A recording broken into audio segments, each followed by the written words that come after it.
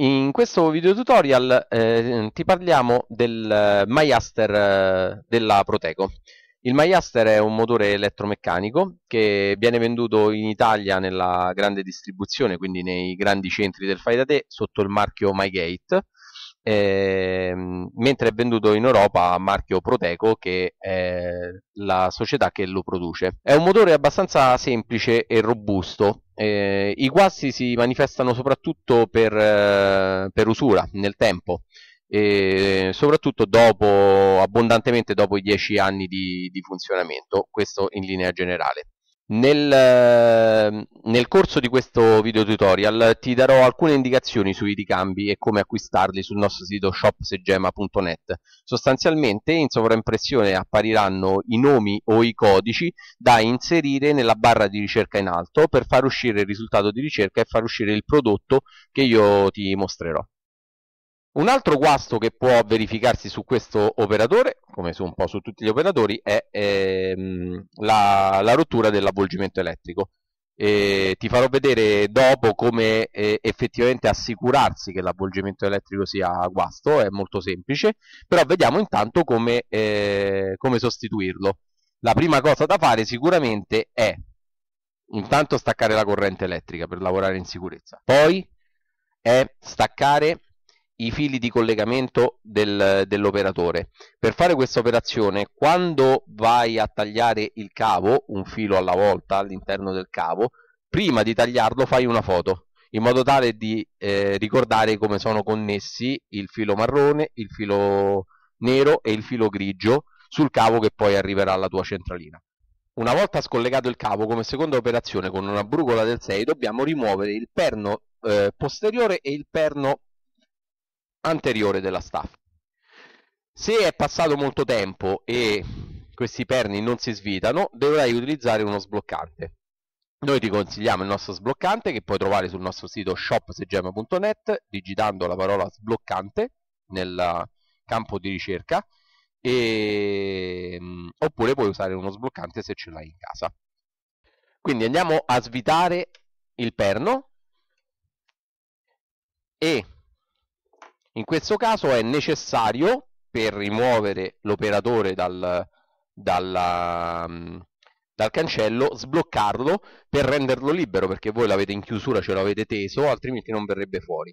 Allora voi lo sbloccate con la chiave di sblocco, che se non avete potete acquistare sempre sul nostro sito, digitando il codice che vedete in sovraimpressione, e svitate anche la parte anteriore.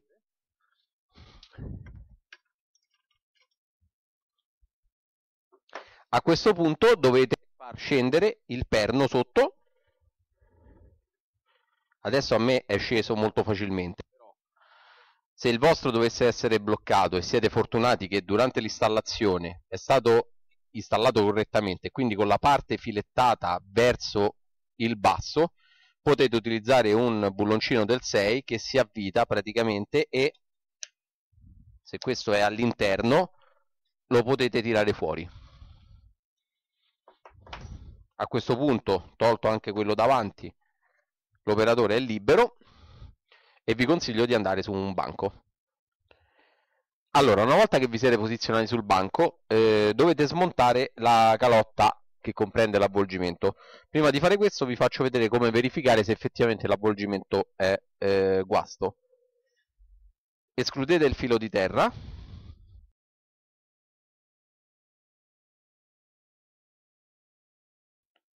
Prendete un semplice tester qualsiasi e lo posizionate in home.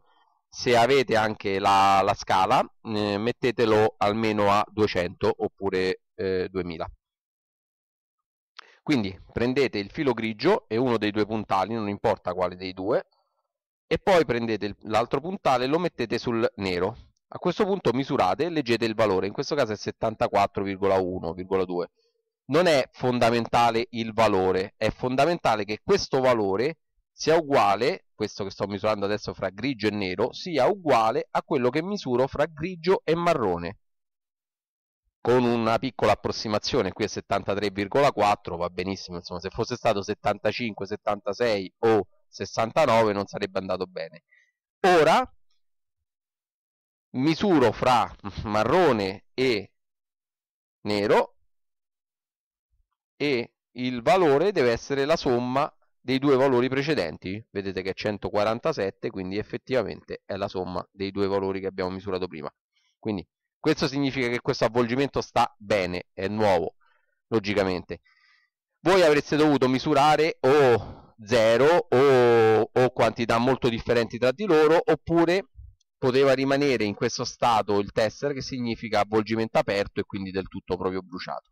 Logicamente questa prova non serve se scatta la corrente e l'avvolgimento puzza fortemente di bruciato, quello insomma è l'indicatore.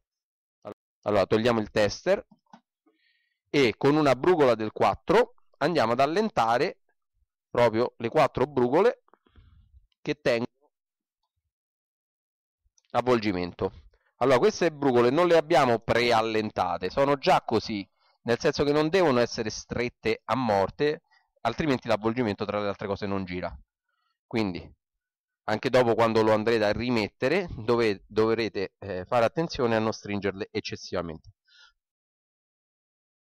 Ora noi le allentiamo senza toglierle, perché sotto la brugola c'è una rondella che non dobbiamo perdere, per questo dobbiamo fare questa operazione sul banco, perché altrimenti ci perdiamo dei pezzettini.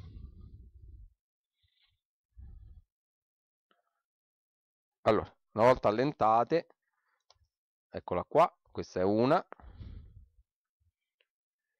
poi questa è un'altra con la rondella che è rimasta là, la togliamo dopo, questa invece è venuta via,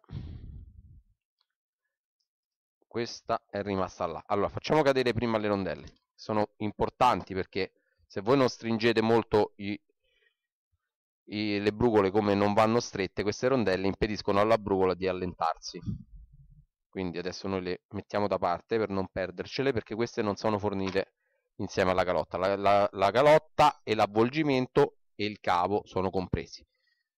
Ora, aiutandovi con un cacciavite, potete rimuovere questo tappino qui, che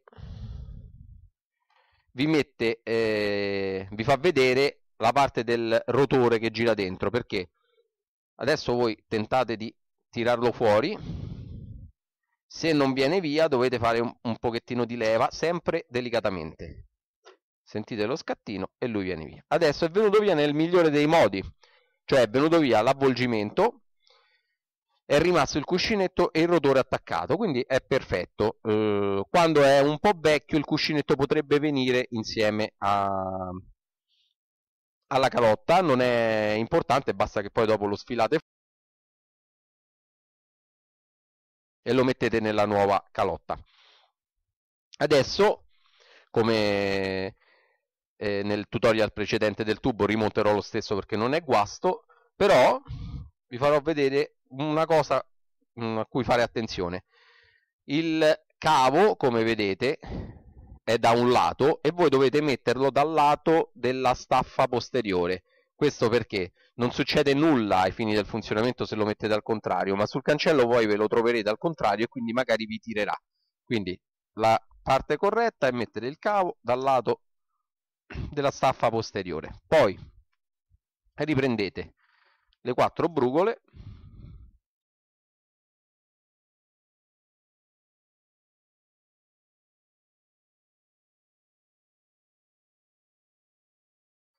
e le riavvitate, come vi ho detto prima, senza stringendole logicamente, ma senza stringerle eccessivamente, perché altrimenti la calotta schiaccerà talmente tanto l'albero motore che questo non girerà. Come potete vedere, con un cacciavite l'albero motore deve girare libero. Quindi quando voi stringete, dopo che avete stretto, questo movimento qui deve essere sempre morbido, vedete, con 2 dita. Deve essere sempre morbido. Se questo è duro, dopo che avete stretto dovete allentarle piano piano.